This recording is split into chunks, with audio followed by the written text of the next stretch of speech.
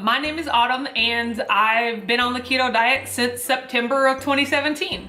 Over the past year and a half, I have lost around 80 pounds with keto, and so I just wanted to make this video today to give you 4 of my tips and tricks for starting and or staying on the keto diet. Tip number 1 is do your research.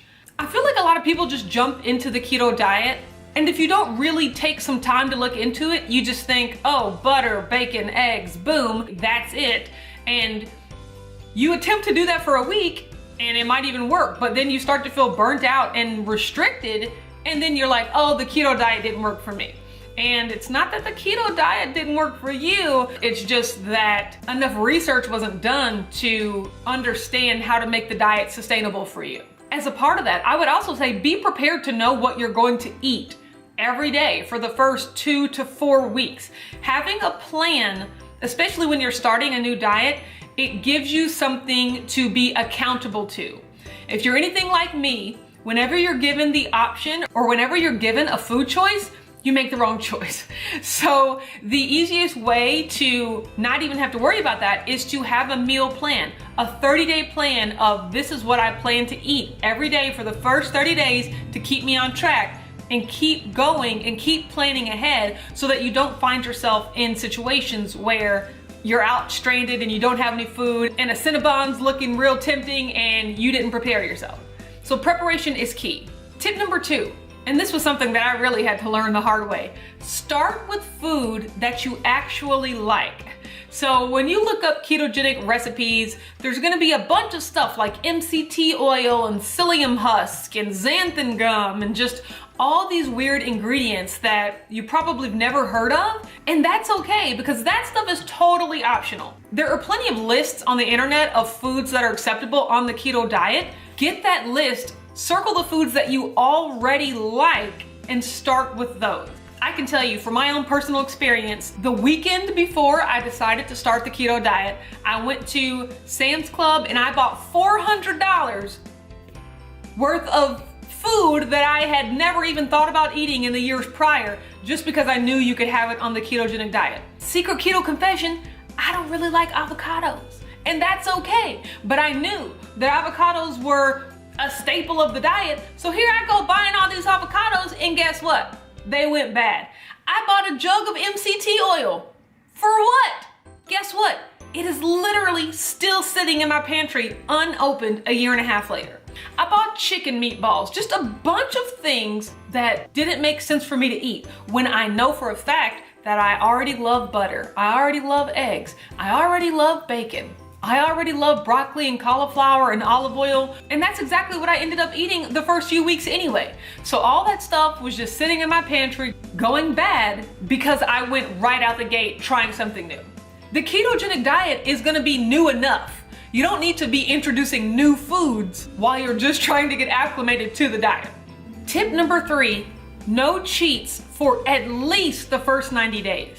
One of the things that the keto diet has taught me was that there's just no way around it. To lose weight and to get healthier, you just have to consistently eat properly. That's it. In regular diet culture, we've gotten so used to, I can eat well during the week and then go on a 2-day binge on the weekend. And then Monday I start it all over again. And by Friday and Saturday or Saturday and Sunday, I'm going crazy. Like, there's no way around it. If you want to be successful, you've got to follow the plan for more than just a week. You're never gonna be successful if you don't have 2 key things: discipline, consistency. That's all it takes to be successful at anything. So when you're thinking about that in terms of your diet, be disciplined. Just eat the food that's part of your food plan consistently for at least 90 days. And my thought process is, if after 90 days you want a cheat meal or a cheat day or something, I'm personally okay with those. That is something that you're gonna have to reconcile when you do your research and figure out what kind of keto diet you wanna do. And if you can go longer than 90 days, if you can just go on the diet and not cheat ever, more power to you. That's even better. That is optimal, best case scenario. But if in order to make the diet sustainable, you do need a cheat meal or a cheat day, I am a huge proponent of those. I have participated in many a cheat day and I'm still successful on the diet because more times than not, I'm eating on plan. And so I know so many people that will start the diet and maybe the first week they lose 8 pounds and the next week they lose 6 pounds. And then the third week, maybe they lose 1 pound. And then the fourth week, maybe they don't lose any weight. And by the fourth week, it's like, oh no, the diet has stopped working for me. Let me quit. And that is not the case. Your body needs time to adjust, and it's gonna take longer than 4 weeks. For me personally, the first month I was on keto, I lost 8 pounds. The second month I was on keto, I lost 8 pounds. The third month I was on keto, I lost 15 pounds.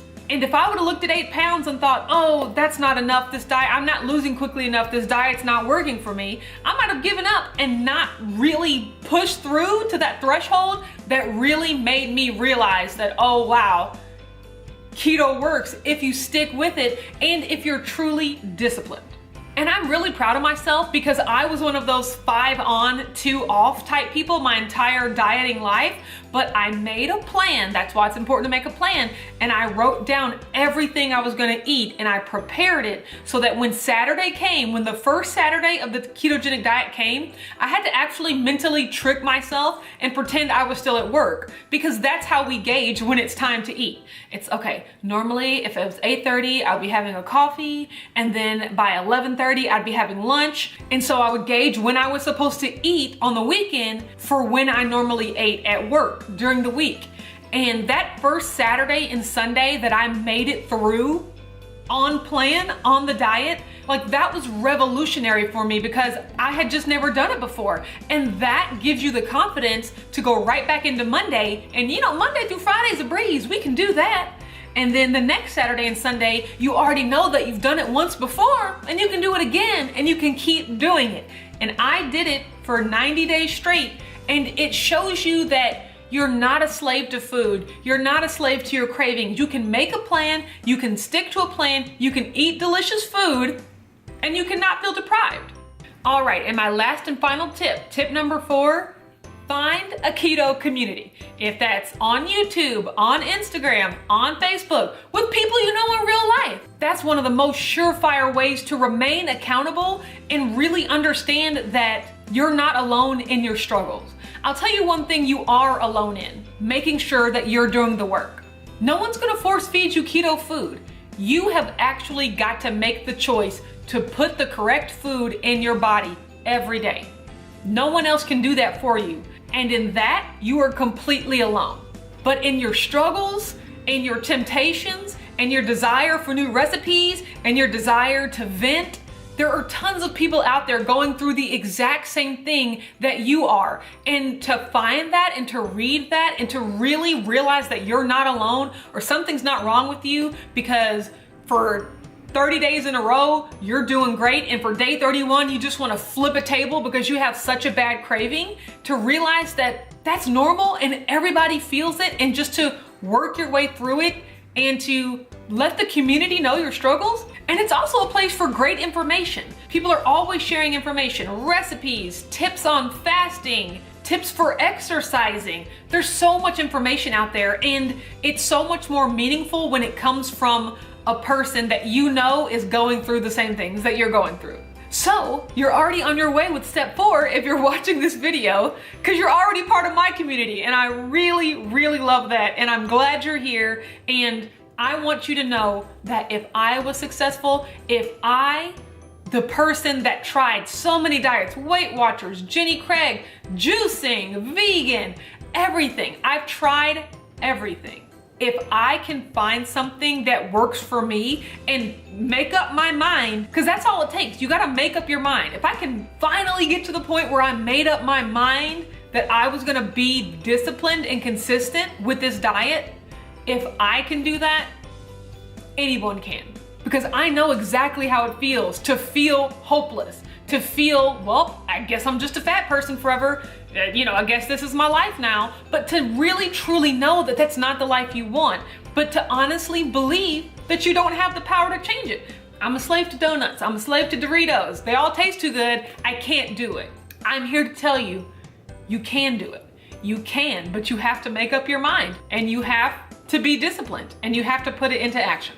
All right, that's enough of me rambling. Thank you so much for watching this video. I hope that these tips helped you if you're just wanting to start the diet, or if maybe you've done the diet for a little bit and you've fallen off. Hopefully you can start to re-implement some of these tips. That'll help you be successful this time around. Thank you so much for watching this video. If you like it, don't forget to give it a thumbs up and subscribe to my channel.